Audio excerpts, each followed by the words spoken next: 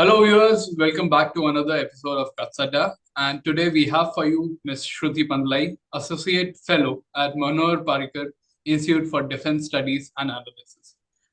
Thank you. I know you have a wide preview, but if you can start and you can share some wisdom on how does the Quadrilateral group, the group of four, Japan, US, Australia, and India, their Indo-Pacific partnership for maritime domain awareness, and how does it enhance the security of this region? Thanks very much for that question and having me here. Very quickly, when the Quad in its latest avatar, one of the main reasons for it to have taken off and grown in such momentum was the impetus behind it from all four countries and their leaderships to actually deliver on public good in the Indo-Pacific region. Now, what does it aim to achieve? It is aimed at delivering on promised goals of enhancing maritime security and domain awareness in the region via technology, training, and support. In a sense, it's looking at the promised goal of capacity building of regional countries to guard against Chinese misadventures near their waters. And that will be the main, emphasis of this effort. Now, what will this actually do? It requires creation of compilation, correlation, and fusion, if you will, of surveillance data collected from diverse sources. That is via satellites, radars, reconnaissance planes, or human intelligence in order to detect and identify actors with regular or threatening behavior. Now, what is happening is, given the vast expanse of ocean and resources required for this kind of comprehensive surveillance and sea, a sort of collaborative approach for information sharing and domain awareness has remained a major ask and lacuna. So the end goal with this initiative is to develop among like-minded countries a shared understanding of developments and threats at sea. Now, what this will, like I said, this is not about reinventing the wheel. The key to this line of effort is to link up existing regional collaborative mechanisms, which are already analyzing and assessing threats and challenges in their respective areas of interest. Now, each of these Quad members, for example, have their own space-based assets for maritime surveillance, which are supplemented by their airborne and land-based sensors.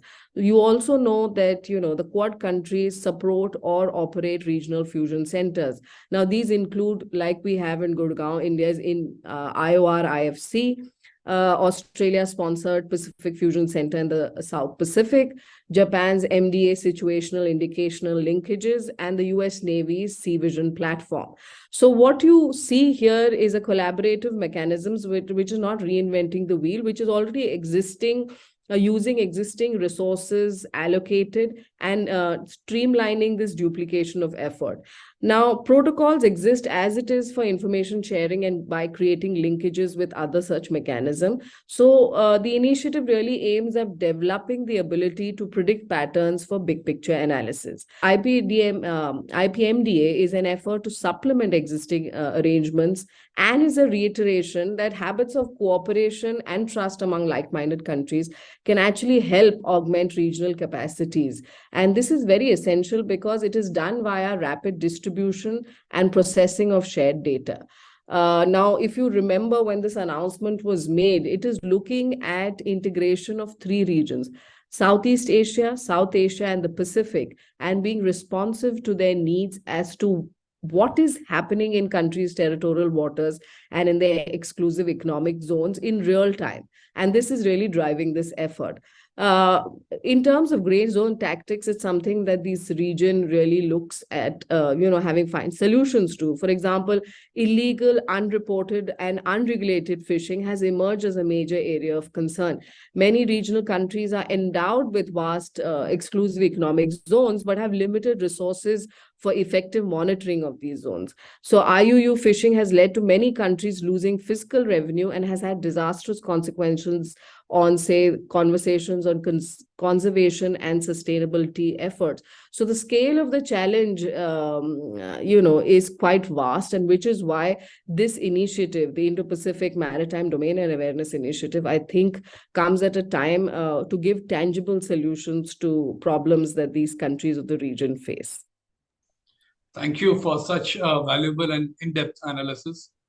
Thank you, viewers, and stay tuned for more such videos only on Katsata. Thank you.